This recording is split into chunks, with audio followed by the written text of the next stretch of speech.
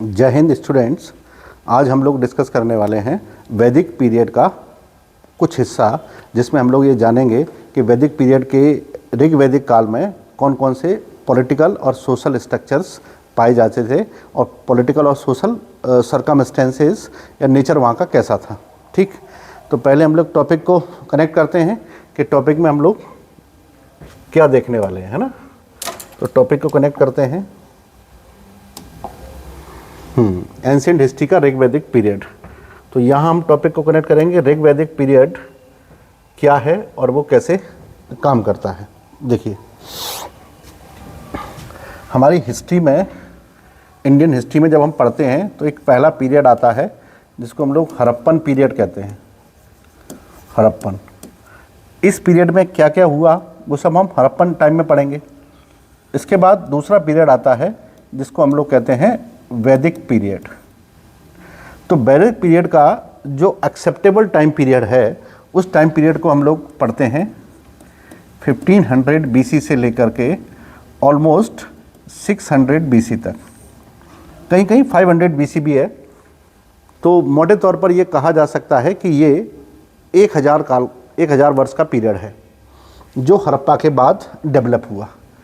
और ये हम हमेशा ही आपको ये भी समझाए हैं कि हिस्ट्री अगर किसी भी पर्टिकुलर टाइम स्पैन की आपको पढ़नी है, if you want to know the better explanation, better understanding of history about particular time span, then you should have knowledge about political, social, economic, cultural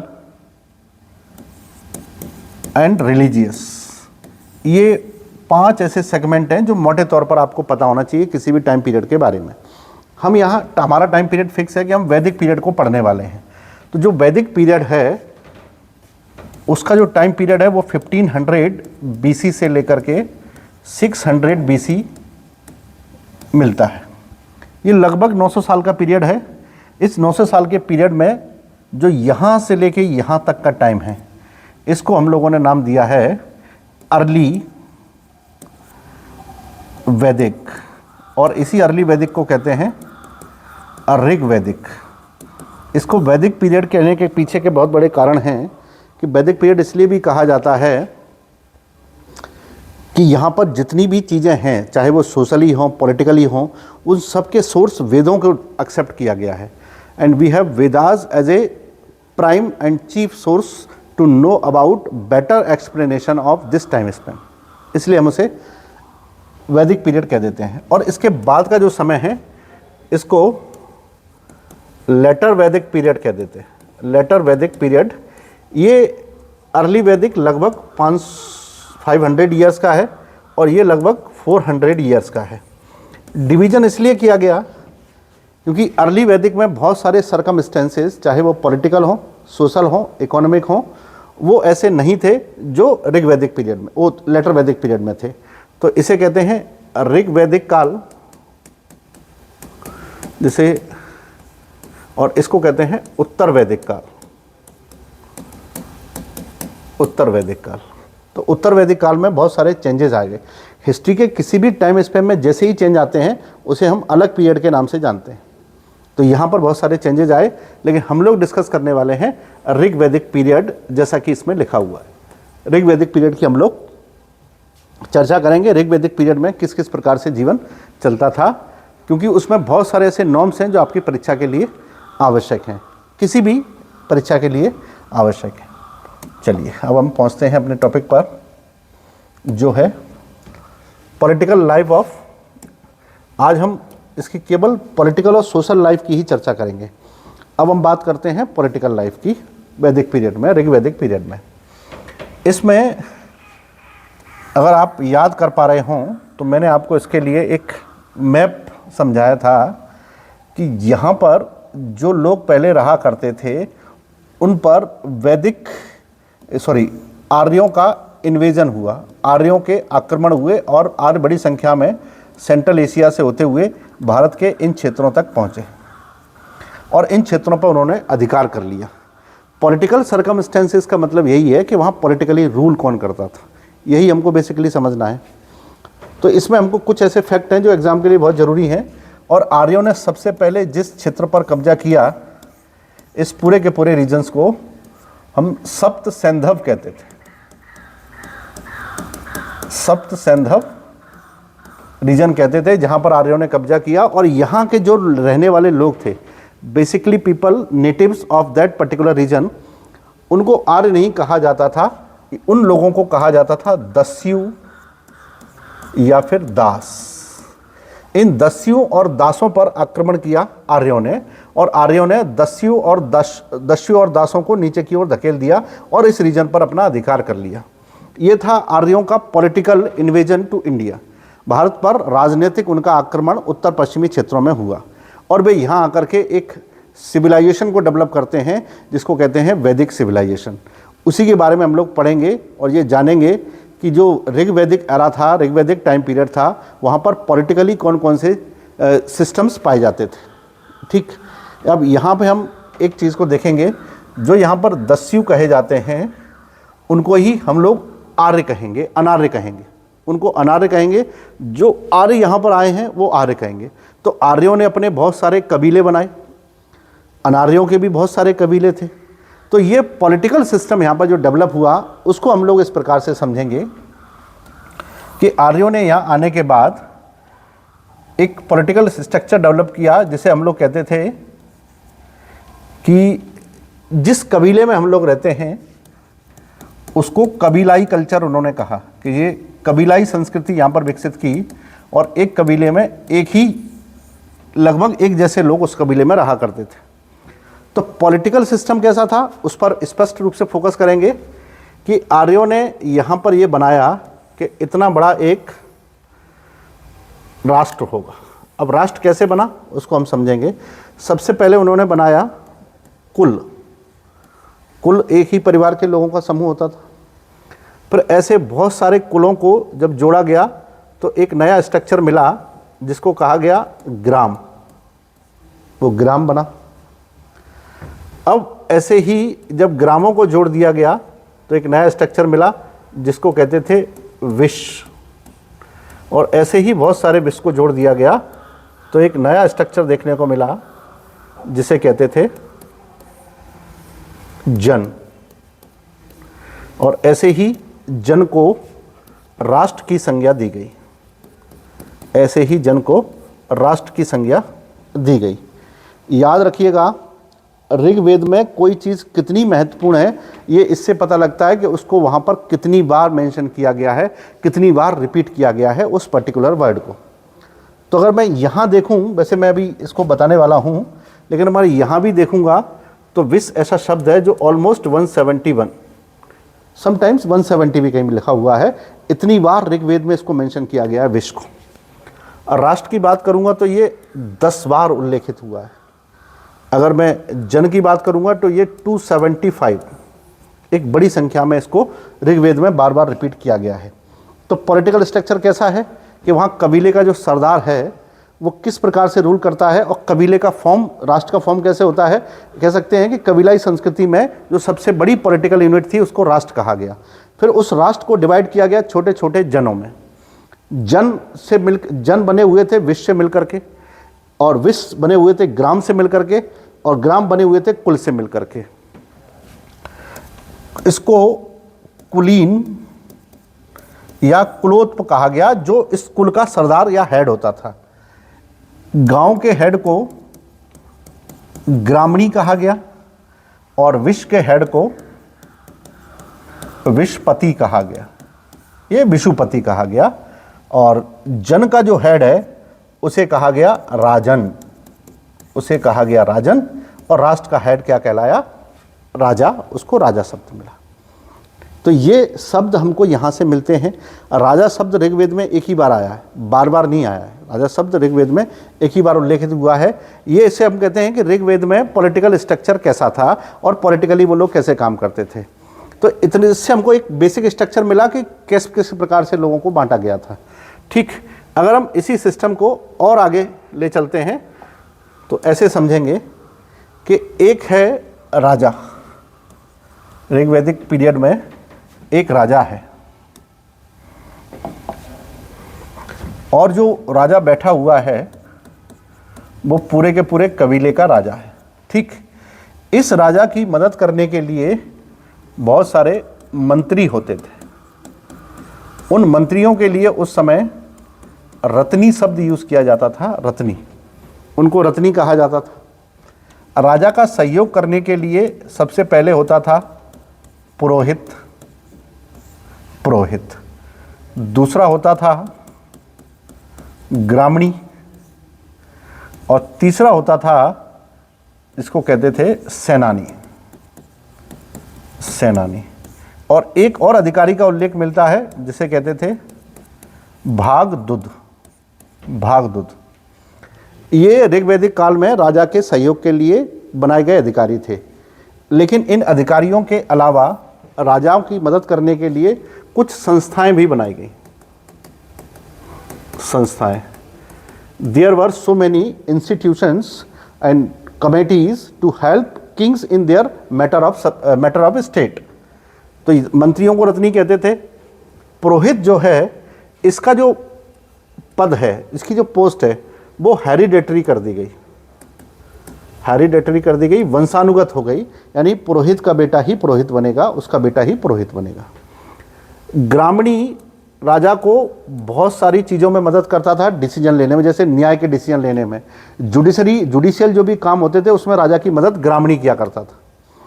और सेनानी किया करता था डिफेंस मैटर में, यानी अगर कोई मामला बहुत ज़्यादा बिगड़ा हुआ है, कहीं इस मामले में सलाह लेनी है, उसको आक्रमण संबंधी बात करनी है, तो सेनानी राजा की मदद किया करते थे। भागदूत एक्चुअली में राजा का मंत्री नहीं होता था, ये स्पेशल ऑफिसर होता था। इसको ड्यूटी ये दी गई थी कि जितना भी टैक्स लोग राजा को डेडिकेट करते थे, जितना भी टैक्स, यहाँ पर एक चीज़ और याद रखनी है कि राजा को जो भी कर दिया जाता था, कर, टैक्स, उसे वली कहा जाता था, वली। उस वली का जो बंटवारा है, उस बलि का जो भी बंटवारा है वो भागदूत के द्वारा होता था। ये इस बलि का बंटवारा करता था कि ऑफिसरों के बीच में उसको किस प्रकार से बांटा जाए। तो हम सामान्यतः ये कह सकते हैं कि ये फिनांस का ऑफिसर था, वित्त अधिकारी था। तो इसका संबंध फिनांस से है, ये डिफेंस से है, ये जुडिशरी डिपार्टमेंट से है, और ये रिलीजियस मैटर से है, और एडवाइजरी है, एक एडवाइज़र भी है राजा का। आज भी अपन देखते हैं ऐसे ही राजा काम किया करता है। तो ये पॉलिटिकल स्ट्रक्चर है जो ऋग्वैदिक पीरियड में एग्जिस्ट करता था। अगर हम संस्थाओं की बात करेंगे, संस्थाओं की बात करेंगे तो यहाँ पर सबसे पहले दिखेगी सभा। ठीक, सबसे पहले दिखेगी सभा। सभा क्या होगी? सभा को ऋग्वेद में 8 बार मेंशन किया गया है। देखिए, it is repeated in Rigveda 8 times. सभा क्या है? श्रेष्ठ जनों की सभा होगी, यानी उच्च कुल के लोगों की या सीनियर लोगों की एक सभा बनाई जाएगी जिसके मेंबर्स को सभे कहा जाएगा, सभे या फिर सुजान कहा जाएगा। ये सुजान होंगे। चूंकि इसका दायरा सभा समिति से ऊपर होता था, इसलिए जितने भी लोग थे जो सभासद होते थे, यानी सभा के सदस्य होते थे, उनको सभासद भी कहते थे। वो लोग गोल्ड का जनेऊ धारण करते थे, गोल्ड का। तो वो गोल्ड का जनेऊ धारण करते थे, ये सभासद होते थे। और इस सभासद का जो हेड होता था उसे हम लोग इस नाम से जानते थे कि जो सुजान है वही सभासद का, जो महीप सुजान है वो सभासद को लीड करेगा। और ये सभा राजा को बहुत सारे कामों में सलाह देती थी, क्योंकि इसमें विभिन्न प्रकार के काम करने वाले अलग अलग फील्ड के लोग इसमें मेंबर्स होते थे। आज हम इसकी कंपैरिजन राजसभा से कर सकते हैं। अब ये सभा है, ये सभा राजा को सहयोग करती थी इस प्रकार के राजनीतिक कामों में। एक संस्था हुई। अब हम दूसरी संस्था की बात करेंगे तो कंपैरिजन में बात करेंगे। जैसे एक हो गई राजा की सभा, और सभा के अलावा एक होती थी उस समय पर समिति। एक हुई राजा की सभा, एक हुई राजा की समिति। ठीक, ये हो गई समिति। इसके अलावा एक होती थी विदत, विदत, विदत समिति एंड सभा। ठीक, ये इसमें तीनों ही संस्थाएं उसमें काम करती थी। जो सभा है इसको 8 बार ऋग्वेद में मेंशन किया गया है। ठीक, जैसे मैंने अभी बताया। समिति की बात करेंगे तो इसको 9 बार ऋग्वेद में मेंशन किया गया है, 9 times. It is repeated 9 times, it is 8 times. अगर हम विदत की बात करेंगे तो it is mention 22 times in Rigveda. ये आपको पता है सीनियर लोगों की सभा होती थी, सीनियर यानी वरिष्ठ लोगों की सभा होती थी, जिसके मेंबर्स को सभासद, सुजान या फिर सभेय कहा जाता था। ठीक, इसको इस नाम से भी जाना जाता था। अगर हम समिति की बात करेंगे तो उसका 9 बार उल्लेख किया गया है। ये एक रिप्रेजेंटेटिव होती थी, और याद रखिएगा समिति ही राजा का चुनाव करती थी। राजा का चुनाव करती थी समिति, और राजा पर नियंत्रण भी लगाती थी। तो अगर प्रश्न इस प्रकार से आता है कि which one of these institutions is known for controlling political activities of king, तो दैट वाज समिति। समिति होती थी, और इसका जो हेड होता था उसको पिता या फिर ईशान कहा जाता था। पिता या ईशान कहा जाता था। इसके अलावा जो हमारी सभा है, इस सभा की एक विशेषता और थी कि सभा के जो डिसीजन होते थे उनको नरिष्ठ कहा जाता था या नरिष्ठा कहा जाता था। ये कहाँ मिला है नरिष्ठा कहा जाता था? अथर्ववेद के अनुसार। अथर्ववेद के अनुसार इसके द्वारा लिए गए डिसीजन को कोई भी चैलेंज नहीं कर सकता था। वो ऐसे नहीं थे जिसको आप वायलेट कर सकें। तो ऐसे डिसीजन जिसके खिलाफ कोई नहीं जा सकता है उनको नरिष्ठा कहा जाता था अकॉर्डिंग टू अथर्ववेद। अथर्ववेद किसके डिसीजन है? ये सभा के डिसीजन है। समिति राजा का चुनाव करती थी, राजा पर कंट्रोल लगाती थी, और कुछ लोग कहते हैं समिति में केवल राजनीतिक काम होते थे, राजनीतिक बहस होती थी। ऐसा नहीं है। समिति में राजनीतिक बहस के अलावा भी दूसरी बहस होती थी। इसके प्रमाण हमको ऋग्वेद के 9वें मंडल से मिले हैं कि वहाँ समिति के अलावा और भी बहुत सारी राज्य के कामों के अलावा दूसरी भी बहस होती थी। विदत की बात करेंगे तो विदत वो सभा होती थी जो राजा को सहयोग प्रदान करती थी राजा के मांगे जाने पर, और विदत हमेशा ही गठित नहीं होता था। ये समय पड़ने पर विदत का गठन किया जाता था, और युद्ध संबंधी मामलों पर या बड़े फैसलों पर विदत की राय बहुत महत्वपूर्ण रखती थी विदत। इसके अलावा जो विदत के अधिकारी होते थे वे टैक्सेशन का बंटवारे में भी मदद करते थे। जैसे उनमें से एक होता था भागदुद। जैसे भागदुद है, मैंने अभी बताया आपको, ये विदत से ही संबंधित था। जो राजा को प्राप्त होने वाले टैक्स, जिसे क्या कहा जाता था, वली, का बंटवारा करता था। तो ये व्यवस्थाएं 3 हमको वहाँ पॉलिटिकल रूप से प्राप्त होती हैं।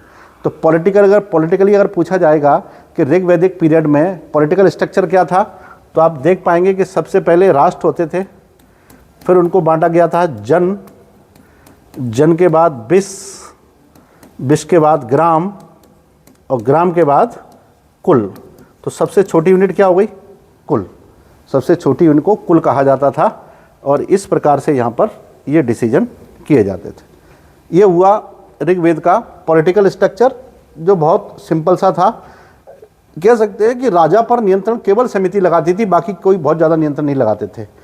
नरिष्ठ जो हैं, इनको हम लोग कहते थे कि ऐसे डिसीजन हैं जिनको चैलेंज नहीं किया जा सकता है। ये अथर्ववेद के अनुसार है, सभी के अनुसार नहीं है। अगर हम जुडिशरी सिस्टम को देखेंगे यहाँ पर, तो जुडिशरी सिस्टम में यहाँ पर किसी भी प्रकार का प्राण दंड नहीं दिया जाता था। ऋग्वैदिक पीरियड में किसी भी प्रकार के मृत्युदंड या प्राण दंड का उल्लेख प्राप्त नहीं होता है। तो कैपिटल पनिशमेंट यहाँ पर नहीं था, कैपिटल पनिशमेंट यहाँ पर नहीं था। ठीक, ये नहीं। और शारीरिक यातनाओं के कष्ट दिए जाते थे, और ज़्यादातर जो भी निर्णय लिए जाते थे, दंड दिए जाते थे, उन सारे दंडों को हम ये कह सकते हैं कि वो आर्थिक दंड ज़्यादा होते थे, आर्थिक दंड ज़्यादा होते थे। और राजा को ऐसे ही कामों में ग्रामणी के द्वारा काफ़ी मदद मिलती थी इस प्रकार के डिसीजन को लेने में। तो जुडिशरी सिस्टम भी वहाँ पर ठीक था, राजा अपनी मर्जी से नहीं, सब लोगों से पूछ करके डिसीजन लेता था। तो राजा एकल न्यायाधीश नहीं होता था इस समय पर, लेकिन अंतिम निर्णय राजा ही सुनाता था। ये ऋग्वैदिक कालीन पॉलिटिकल स्ट्रक्चर की हम लोग बात कर रहे हैं। ठीक, अब हम लोग नेक्स्ट देखते हैं सोशल स्ट्रक्चर। पॉलिटिकल लाइफ हुआ, सोशल लाइफ ऑफ ऋग्वेदा। देखिए, ऋग्वेद की सोशल लाइफ को पढ़ेंगे तो हमने देखा कि यहाँ पर जैसे ही आए तो आर्यों का आगमन हुआ तो उन्होंने यहाँ पर दो लोगों में बंटवारा कर दिया। और हाँ, एक चीज़ और याद रखिएगा कि जो सभासद होते थे वो सोने का जनेऊ पहनते थे और जो समिति के लोग होते थे वो चांदी का जनेऊ पहनते थे। ये थोड़ा उनकी हिरार्की को दिखाने के लिए किया जाता था। अब यहाँ हम देखेंगे सोशल लाइफ। तो सोशल लाइफ में जब यहाँ पर आर्यों का आगमन हुआ, आर्य, और यहाँ पे जो लोग थे वो थे अनार्य। जो पहले से रह रहे थे उन्हें ही कहते थे दस्यु, उन्हें ही कहते थे दास। इनको इन्होंने यहाँ पर आकर के हरा दिया। अब आर्यों और अनार्यों की दो परिभाषाएं आई। आर्य वे थे जो आए जिन्होंने अनार्यों को हरा दिया। आर्य अनार्य किसे कहते थे इसको समझते हैं। अनार्यों के लिए उन्होंने कहा, तीन विशेषताएं बताई। ये आर्यों ने बतलाई कि अनार्य किसे कहेंगे, तीन विशेषताएं। पहला तो वो आर्यों के लिए शब्द यूज करते थे अनास। इसका मतलब होता है a person who has flat knows, जिसकी नाक चपटी होगी उसे अनार्य कहा जाएगा, दस्यु कहा जाएगा या दास कहा जाएगा। दूसरा वर्ड उन्होंने यूज किया इनके लिए मृगवाक। मृगवाक इसका मतलब होता है a person who can not speak clearly, a person who can not speak unpronounce clearly. जो स्पष्ट रूप से कुछ शब्दों का उच्चारण नहीं कर सकते हैं उनको मृगवाक कहा गया। और ऐसा विशेषता उन्होंने किसकी बताई, अनार्यों की बताई। और तीसरी बताई अव्रत, जो व्रत का पालन नहीं करते हैं यानी नियम का पालन नहीं करते हैं उनको उन्होंने अनार्य कहा। तो ये तो हुआ अनार्यों का वर्गीकरण। ठीक, जिन्हें दस्यु भी कहते थे, दास भी कहते थे। जो आर्यों की थ्योरी है उसके बारे में थोड़ा सा समझ लेते हैं। देखिए, ऋग्वेद में आपको दो तीन चीज़ें मिलेंगी। ऋग्वैदिक पंचजन्य क्या है, तो मैं इसको थोड़ा सा डिटेल में समझा दूं आपको। कॉन्सेप्ट है पंचजन्य, यानी ग्रुप ऑफ 5 पीपल। ये ऋग्वेद का बहुत फेमस कॉन्सेप्ट है, पंचजन्य। तो पंचजन्य में आपको एक पहला मिलता है ऋग्वैदिक पंचजन्य। ऋग्वैदिक पंचजन्य, तो ऋग्वैदिक पंचजन्य कौन से थे? पहले थे पुरु, दूसरे कौन से हैं? यदु, तीसरे हैं तुर्वसु, तुर्वसु, और चौथे हैं द्रुबहु, द्रुबहु, और पांचवे हैं अनु, अनु। तो इन्हें ऋग्वैदिक पंचजन्य कहा गया। ये ऋग्वैदिक पंचजन्य के नाम से जाने जाते हैं। ठीक, लेकिन अगर कोई पूछेगा ऐत्रेय ब्राह्मण के पंचजन्य कौन कौन से हैं, ऐत्रेय ब्राह्मण के पंचजन्य कौन कौन से हैं, तो ऐत्रेय ब्राह्मण के पंचजन्यों की बात करेंगे तो उसमें ये वाले पंचजन्य नहीं हैं। ऐत्रेय ब्राह्मण के जिन पंचजन्यों की बात होती है उसमें हैं मनुष्य, देव, अप्सरा, गंधर्व और पितर या फिर सर्प। ये कौन से पंचजन्य हैं? जो ऐत्रेय ब्राह्मण के पंचजन्य हैं। तो दोनों में बहुत अंतर है। अकॉर्डिंग टू ऐत्रेय ब्राह्मण Panchajanya are different, as per Rigvedic Panchajanya they are also different. और एक और पंचजन्य मिलते हैं हमको निरुक्त के। निरुक्त के भी हमको पंचजन्य मिलते हैं। इन पंचजन्यों में हम लोग कह सकते हैं, एक हैं ब्राह्मण, दूसरे हैं क्षत्रिय और तीसरे हैं वैश्य और फोर्थ हैं शूद्र और फिफ्थ हैं निषाद। तो there are 3 group of Panchajanya.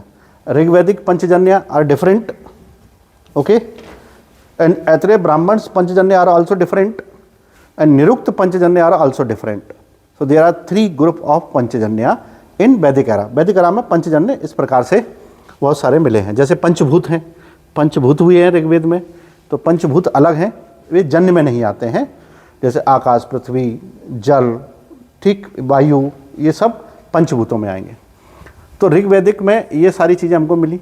अब ऋग्वेद में इसके अलावा सोशली अगर हम देखेंगे तो वहाँ कौन कौन सी परंपराएं चलती थी और कौन सी परंपराएं नहीं चलती थी, इसका भी हमको विवरण देखना है।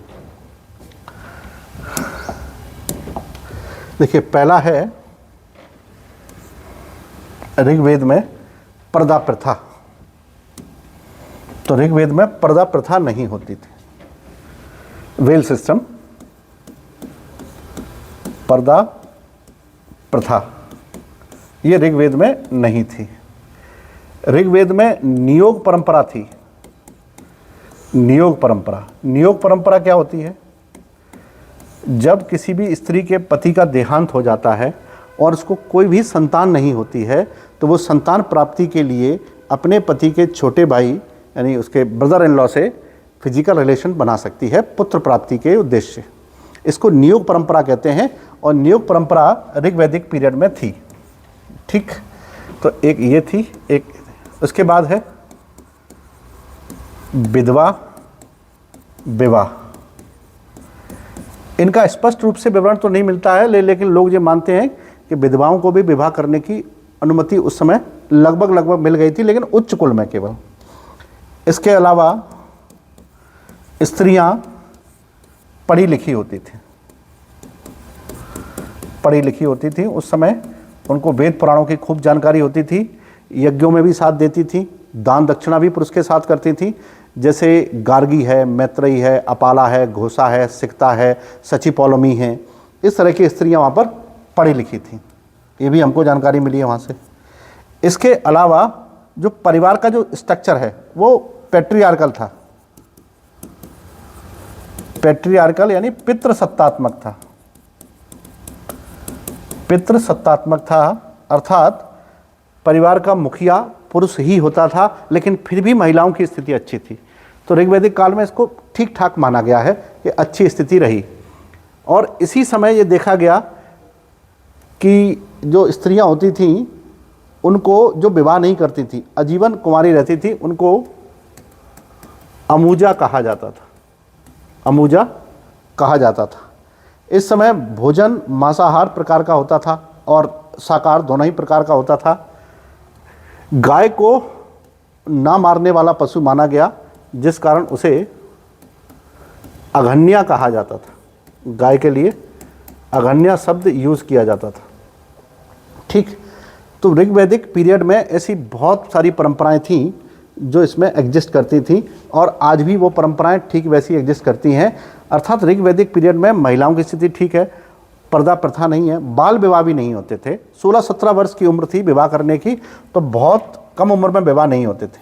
लगभग 16 से 17 वर्ष में विवाह देखे जाते थे और विवाह के समय द्रव्य दिए जाते थे, जिन्हें हम लोग आज के दहेज कह सकते हैं। पदार्थ दिए जाते थे, उपयोग करने के लिए बहुत सारी चीज़ें दी जाती थी। तो ये था वैदिक काल का सोशल स्ट्रक्चर। यहाँ लोग मनोरंजन के लिए क्या करते थे? घुड़दौड़, रथ दौड़, चौपड़ खेलना, ऐसी परंपराओं को अपनाते थे। तो जो सोशल स्ट्रक्चर है ऋग्वेद का वो ठीक है, उसमें बहुत कम ऐसी नेगेटिविटी चीज़ें मिलेंगी जो नेगेटिव होंगी। और यहाँ पे जो भी वर्ण व्यवस्था थी, जिसको मैंने बात किया ना, ब्राह्मण, क्षत्रिय, वैश्य और शूद्र, इसी का उल्लेख मिलता है ऋग्वेद के 10वें मंडल के पुरुष सूक्त में मिलता है। इसके अलावा कहीं नहीं मिलता है। जहाँ कहा गया कि ऑलमाइटी ब्रह्मा ने अपने मुंह से ब्राह्मणों को, भुजाओं से क्षत्रियों को, उदर से वैश्यों को, या फिर जांघों से वैश्यों को और पैरों से शूद्रों को जन्म दिया है। तो इस परंपरा का उल्लेख और कहीं नहीं मिलता है। लेकिन यहाँ एक अच्छा सिस्टम था कि दिस वर्ण system was based on work, यानी जो जैसा काम करेगा वही उसका वर्ण होगा, जन्म पर आधारित नहीं था। इसका एग्जाम्पल है विश्वामित्र ऋषि। विश्वामित्र ऋषि हैं जो जन्म से क्षत्रिय थे लेकिन ब्राह्मण हो गए, ब्रह्म ऋषि के रूप में पहचाने गए। पहले वो क्षत्रिय थे, बाद में ब्रह्म ऋषि के रूप में उनको पहचाना गया, तो यानी वो अपना वर्ण बदल सकते थे। इस समय एक और अच्छा सिस्टम था कि जो गर्ल्स होती थी उनका उपनयन संस्कार होता था। उपनयन यानी लड़कियों की भी कुछ सोशल रिस्पॉन्सिबिलिटी होती थी जिसे वो निभाती थी। इस कारण से उनका जनेऊ या उपनयन संस्कार ऋग्वैदिक पीरियड में देखने को मिलता है। ऋग्वैदिक पीरियड में हम इसे देखेंगे कि वो हमको देखने को मिलता है। तो ऋग्वैदिक पीरियड में सोशली लाइफ और पॉलिटिकली लाइफ किस किस प्रकार से डेवलप की गई ये आप समझ पाए। किसका उल्लेख कितनी बार किया गया, इसको मैं थोड़ा सा एक बार आपके लिए रिपीट कर देता हूँ कि किस किस का उल्लेख कितनी बार किया गया है। जैसे सबसे पहले हम देखते हैं देवताओं में। देवताओं में किस किस का उल्लेख मिलता है ऋग्वैदिक पीरियड में। ऋग्वेद पीरियड में अगर हम देवताओं की बात करेंगे तो सबसे ज़्यादा मिलेंगे इंद्र। इंद्र को मेंशन किया गया है 250 टाइम्स, ये देवताओं में। दूसरे नंबर पे आते हैं Agnidev, that is mention 200 times. उनका उल्लेख 200 टाइम्स हमको मिलता है, 200 times. Then Vishnu mention 100 times. After that Varun 33 times. Then Rudra 3 times. तो अगर हम देवताओं की बात करेंगे तो इंद्र 250 टाइम्स, अग्नि 200 times, Vishnu 100 times, Varun 33 times and Rudra 3 times describe या रिपीट किए गए हैं। अगर हम अन्य वर्ड्स में देखेंगे तो एक वर्ड है पिता। पिता दैट इज मेंशन्ड 335 टाइम्स। माता 234 times. If we are talking about social words या फैमिली मेंबर्स। अगर हम वर्ण की बात करेंगे, वर्ण, तो वर्ण की बात करेंगे तो यहां पर सबसे पहले ब्राह्मण, क्षत्रिय, वैश्य और शूद्र। ब्राह्मण यहां पर मिलता है 15 टाइम्स, 15 टाइम्स ब्राह्मण का उल्लेख मिलता है। क्षत्रियंस का उल्लेख 9 बार मिलता है। वैश्यों का उल्लेख 1 बार मिलता है और शूद्रों का उल्लेख 1 बार मिलता है। ये उल्लेख इतनी बार मिलता है वहां पर। अगर हम रिवर्स की बात करेंगे,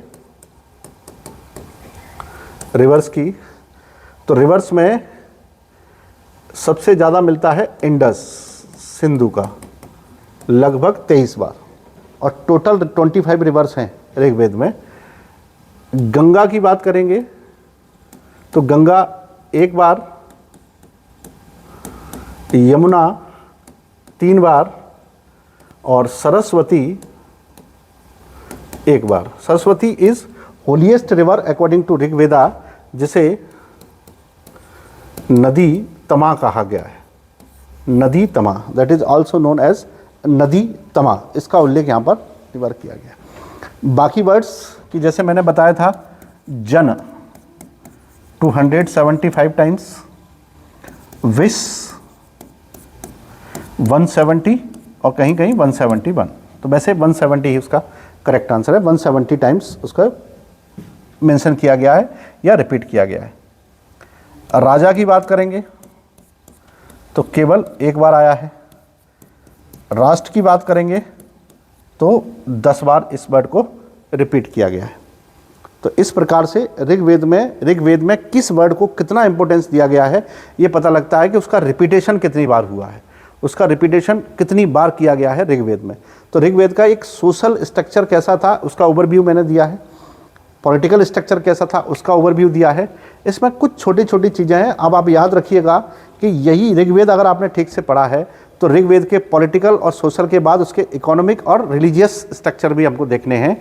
फिर इस सारे सिस्टम में बहुत सारे चेंजेस होंगे और वो चेंजेस कई कारणों से होते हैं।